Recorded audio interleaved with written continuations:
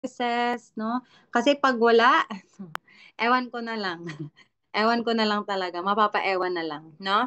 So being rooted in God's word means going beyond surface knowledge. Kung ano yung alam mo, hindi lang yan sapat na alam mo, okay?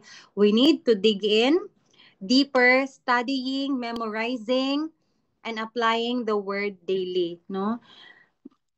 Yun nga, no, kapag inaatake ka na ng enemy. Ano ba ang panlaban mo na verse, no? Baka ang iba sa atin dito, John 3:16, for God so loved the world. Ha? Yun lang ang verse, life verse mo, no? John 3:16, no? How about if aatakehin ka sa ganitong area ng life mo, ano ba ang panangga mo, no? Ano ba ang ibabato mo na verse sa enemy, or ano ba yung panguhugutan mo ng memory verse, na memory verse na promise ni God for you, 'di ba? Now, so Christians must be deeply rooted in God's word to withstand spiritual storms, because we believe, no, that we are not fighting na against flesh, no, at ang enemy natin hindi po natin nakikita, okay, no? Yun nga sabi ni yung word ni Ate Charlotte, no, we are in a spiritual warfare. Mm. Okay? No? So, gaano ka ka-rooted sa word ni Lord, okay? Second point, no? Lack of genuine personal relationship with Christ. Okay? No, it might be ikaw yung um ikaw yung tao, or ikaw yung anak ng Panginoon na gamit sa ministry, pero ang tanong, may personal pa po ba tayo, or may personal po ba tayo na relasyon sa Panginoon, no? Yan yung ano talaga. Yan yung pinaka-critical, pinaka-crucial na tanong. Okay, no? May totoong relasyon ba tayo sa Panginoon? So faith that is based only on emotions, tradition, or the faith of others cannot last, no? Yun nga, no? Yung sabi, um, faith that is based only on emotions or the faith of others cannot last, no? Pag dependent yung faith mo sa faith ng ibang tao, no? Kunwari, no? Mag-example talaga ako, no? Kunwari si Ate Arya, no? Sobrang faithful niya, sobrang nakikita mo talaga na grabe yung service niya kay Lord, grabe yung dependence niya kay Lord. Ikaw din, no? Dahil nakikita mo na ganun siya, okay, ganun din ako, no? De-define mo din yung faith mo based sa faith ng ibang tao, no? But it will not last, no? I'm telling you, okay, no? It feels overwhelming at first, no? Pero later on mapapagod ka. Okay? Later on mapapagod ka talaga. No? So, real strength comes from knowing Jesus personally and walking with him daily. Okay?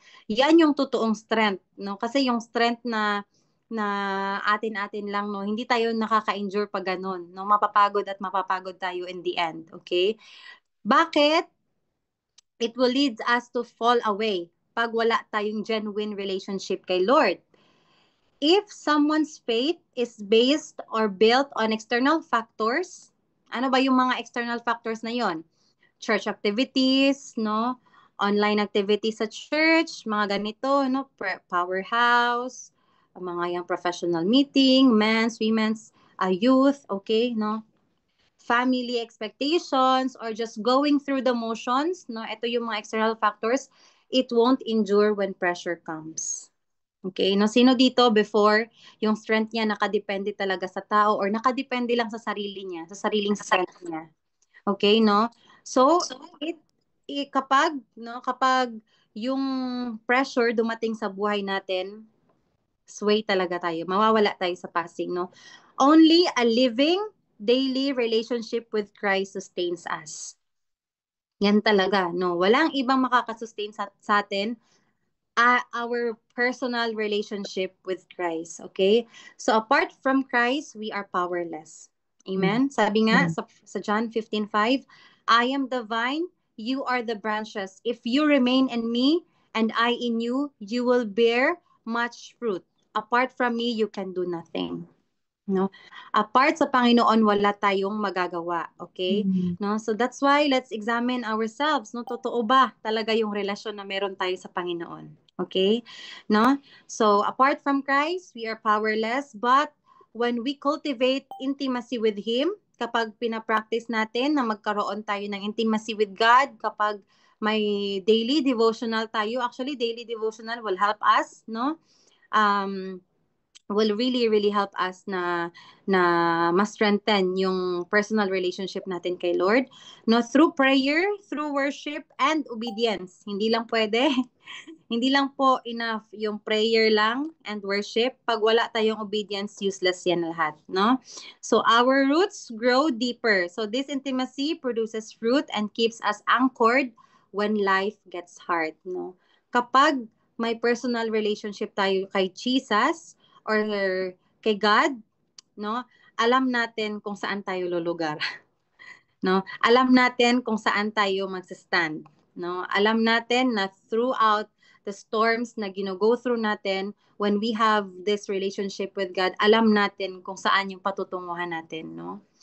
Amen? Okay, third point. Okay? The distractions and cares of life. Okay, no? Sabi nga doon, no? Kahit yung seed, no, it begins to grow kasi nga, 'di ba? Natapon yung seed sa soil. Pero underneath the soil or underlying doon is my rock. Okay? No? So yung soil na yun is mababaw lang, hindi madami yung soil or hindi makapal yung soil. Okay? So that means yes, the seed will grow, the seed will begin to grow, and the worries of life, the desires of our wealth or desires for wealth, and pursuit of worldly success can choke it. Okay? No?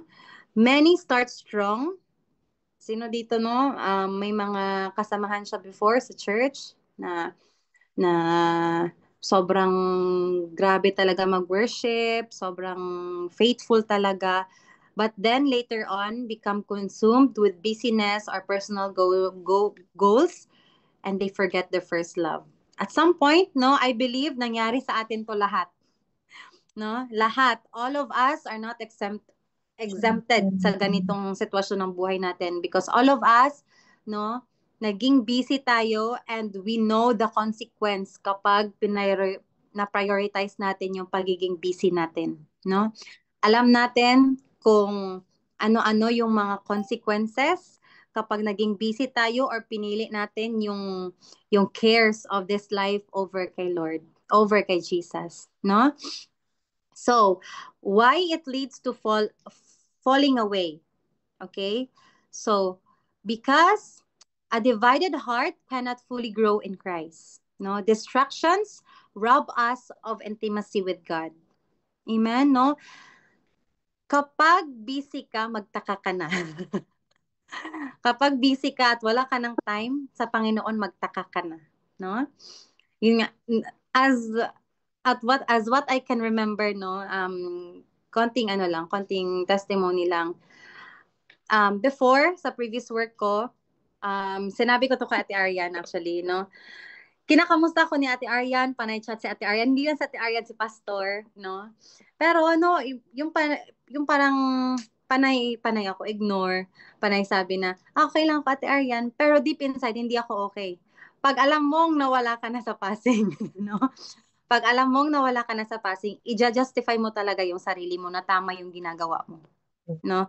We should be careful kapag naging busy na tayo sa life or naging busy na tayo sa trabaho, no? Naging busy na tayo sa family or naging busy na tayo sa kung ano-ano man na mga distractions ng life natin over kay Jesus, magtaka ka na, no?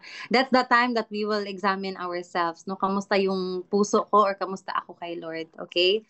Yun nga, distractions rob us of intimacy with God, okay? In Matthew 6:33, no? Common ito na verse. Memorize to ng lahat. I believe memorize to ng lahat, no?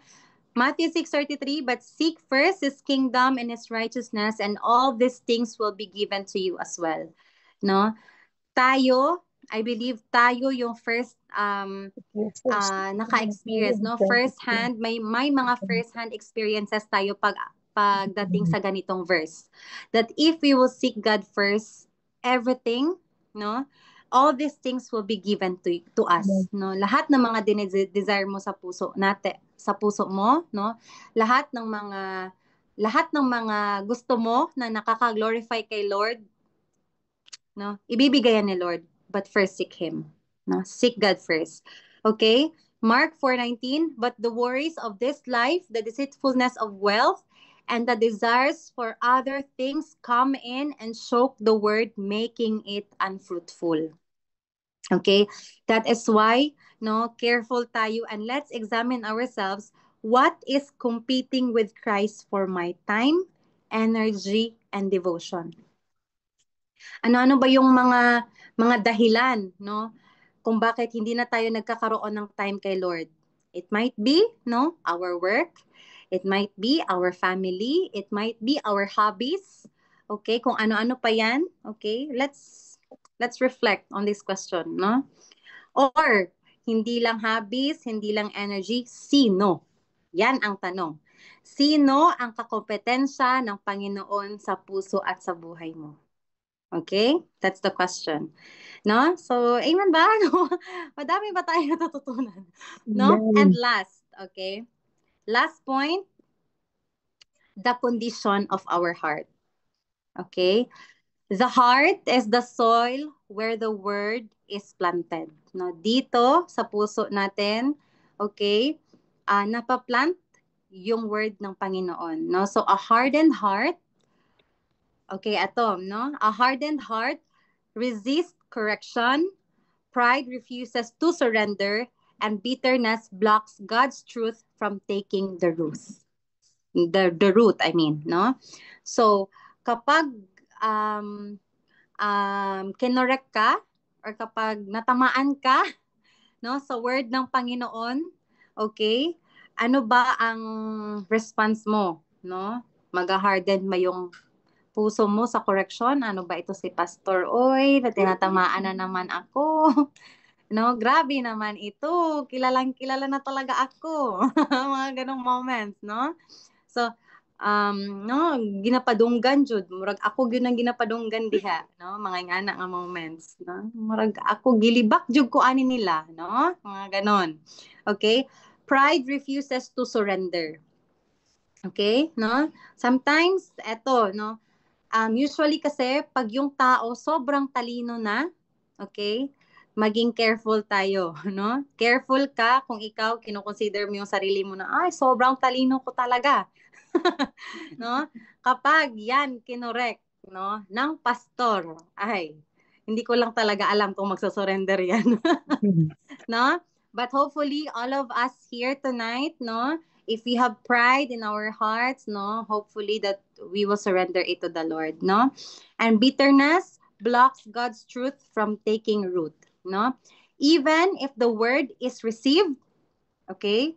Even if the word is received, yes, na-receive natin, na-overwhelm tayo, no, sa word ng Lord, okay, promises ni Lord, an unhealthy heart prevents it from growing deep. Okay? No, yes, na-receive natin ang word ng Panginoon, pero kamusta yung kondisyon ng puso mo? Kasi pag unhealthy yung puso mo, it will not grow. No? The word na ininstill ng Panginoon sa puso natin, it will not grow if your heart is not okay. Okay? No? So, why it will lead us to fall away? Because without humility, repentance, and openness to God, the word cannot bear fruit in us. Okay, you know, kapag hindi tayo humble, kapag wala tayong repentant heart, no? When we say repentant heart, no, yung may turning point talaga sa buhay mo na okay, no, hindi na ako mag-engage sa ganitong kasalanan. Okay? Ayoko na, Lord. Gusto ko na ma-free sa kasalanan. Okay? And confess, okay, if we have something in our hearts na hindi man alam ng brothers and sisters or ni pastor, hindi man nila alam yan, or ako, even personally, hindi ko alam yan, no? But I'm telling you, I'm reminding everyone to repent. Okay? To repent and be open to God. Okay? Because every word na na sinabi ng Panginoon sa atin, it will not bear fruit unless our heart is not okay. Okay? Now, so in Proverbs 4:23, above all else, guard your heart, for everything you do flows from it. Lahat ng mga ginagawa natin dito nagsisimula. Hindi po sa utak, no? Hindi po sa utak kundi sa puso natin kasi no, first we will desire it. And after that, magre-register yan sa mind natin na, okay, ito yung desire ko, anong gagawin ko? Amen, no? So, above all else, guard our heart. Okay? No, let's, yun nga, no? Let's even command, Lord, guard my heart. Please, Lord, no? Kung pwede pa lang, no? So, and learn to surrender everything to God. And Ezekiel 36:26, I will give you a new heart. Ito yung promise ni Lord. If we will surrender. Ezekiel 36:26, I will give you a new heart and put a new spirit in you, and I will remove your heart of stone and give you a heart of flesh. No? If some of us here don't know how to surrender, no? Yung sinasabi niya talaga, no, na Lord, yung puso ko talaga is pusong bato. Sino dito ang may... wag nang magpusong bato. Okay, no? So, nadunggan ka ma. Okay, dili na daw pusong bato, mamon na daw na si mama. Okay, no? So, let's learn to surrender it to God, okay? If we have a heart of stone, okay? Because God promised us na kahit anong heart pa ang meron ka, no? Iba talaga pag si Lord ang mag-move. No? Just to be, paano ba to? Para ma-remind tayong lahat na kahit anong klaseng puso ang meron ka, kaya kang baguhin ng Panginoon. Amen? No? And let's ponder this question, okay? Is my heart soft and teachable before God, or hardened by pride, sin, or bitterness? Okay, no? Tayo lang nakakaalam niyan. Okay? No? Heart check. Always do the heart check, no? So, nagiging teachable ba tayo kay Lord? Or yung puso natin is hardened na dahil sa kasalanan, no? Let's be careful din, no? Sa ganito. Kasi hindi lang naman madami, no? Madaming uri ng kasalanan. Okay? But I am praying na all of us will be protected by God, and hopefully no na we have this kind of discipline ba in ourselves not to engage to sin or not even to compromise our faith na meron tayo sa Panginoon. Amen. So yun lang.